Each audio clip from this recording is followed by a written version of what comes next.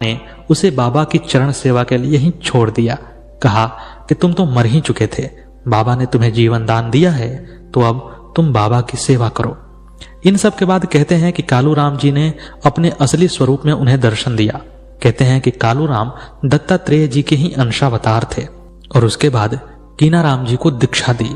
बाबा कीनाराम जी ने बाबा कालूराम जी से अघोर की सारी विद्याएं सीखी और फिर अपने प्रथम गुरु वैष्णव शिवराम जी के नाम पर उन्होंने 4 मठ स्थापित किए तथा दूसरे गुरु औघड़ बाबा कालूराम जी की स्मृति में क्रीकुंड, वाराणसी, रामगढ़, देवल तथा हरिपुर में 4 औघड़ गद्दियां कायम की।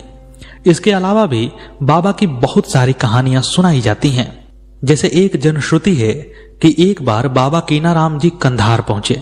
यहाँ के किले पर फारस के शाह अब्बास का कब्जा था, जिसने जहांगीर के बुढ़ापे का लाभ उठाकर उस पर अपना अधिकार कर लिया था। जहांगीर और शाहजहां काफी प्रयास के बाद भी उसे जीत नहीं पा रहे थे। शाहजहां का औघड़ संतों में विश्वास था और इसीलिए उसने कीनाराम जी की आवभगत की। तब कीनाराम जी ने उसे आशीर्वाद दिया और कहते हैं कि उनके आशीर्वाद देने के तुरंत बाद ही फारस के सूबेदार शाह के खिलाफ हो गए और इस प्रकार शाहजहां बिना लड़ाई लड़े ही किला जीतने में कामयाब हो गया। फिर इसी किले में शाहजहां ने कीनाराम जी का स्वागत किया। हालांकि यह कहानी सच से अधिक किंवदंती लगती है। उसी प्रकार एक बार उन्होंने औरंगजेब को भी फटकारा था कि जिस मजहब की आड़ में तुम अमानुषिक कार्य कर रहे हो उसे इतिहास कभी माफ नहीं करेगा और तुम्हारे बाद तुम्हारे वंश का विनाश हो जाएगा। और कहते हैं कि इसीलिए औरंगजेब के बाद ही मुगल साम्राज्य का विघटन पूरी तरह से प्रारंभ हुआ और मुगल साम्राज्य खो ही गया। इसी प्रकार एक किंवदंती और है कि एक बार काशी नरेश अपने अहंकार से भर गए थे। वे बाबा कीनाराम जी की अवहेलना करते हुए अपनी सवारी पर उनके सामने से गुजरे और उन्हें प्रणाम नहीं किया। बाबा कीनाराम जी को इन तथाकथित बाहरी आडंबरों से कोई मतलब नहीं था, लेकिन उन्होंने अंदर तक झांक कर देखा तो काशी नरेश के हृदय के अंदर उन्हें अहंकार दिख गया। उन्होंने काशी नरेश के अहंकार को तोड़ने का मन बनाया और जिस दीवाल पर बैठे हुए थे उस दीवाल से कहा कि दीवाल आगे बढ़, और काशी नरेश की सवारी के आगे वे दीवाल पर बैठे हुए निकल गए।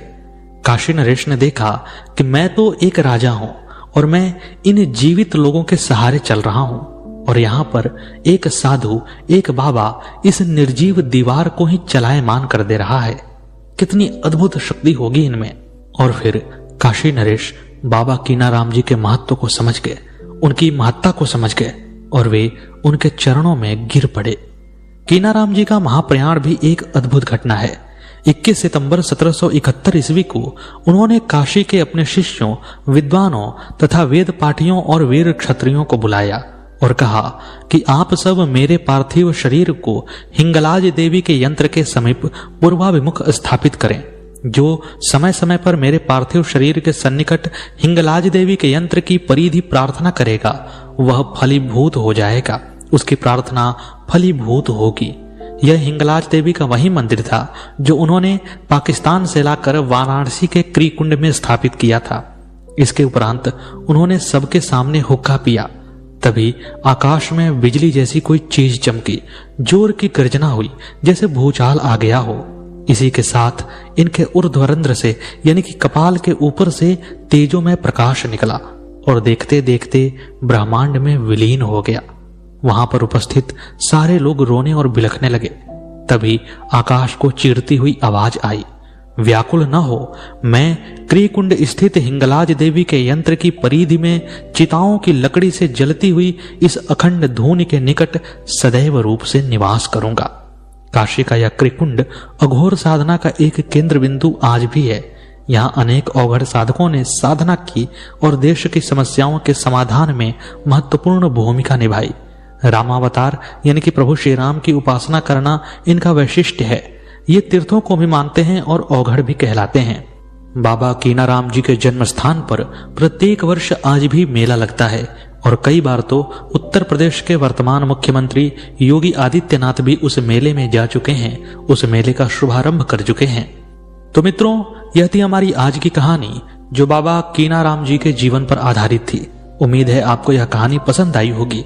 अगर यह कहानी पसंद आई तो इस वीडियो को लाइक कीजिए और इसे अधिक से अधिक लोगों के साथ शेयर कीजिए तथा हमारे चैनल को सब्सक्राइब जरूर कर लीजिएगा। मिलते हैं अगले वीडियो में अगली कहानी के साथ। तब तक के लिए नमस्कार।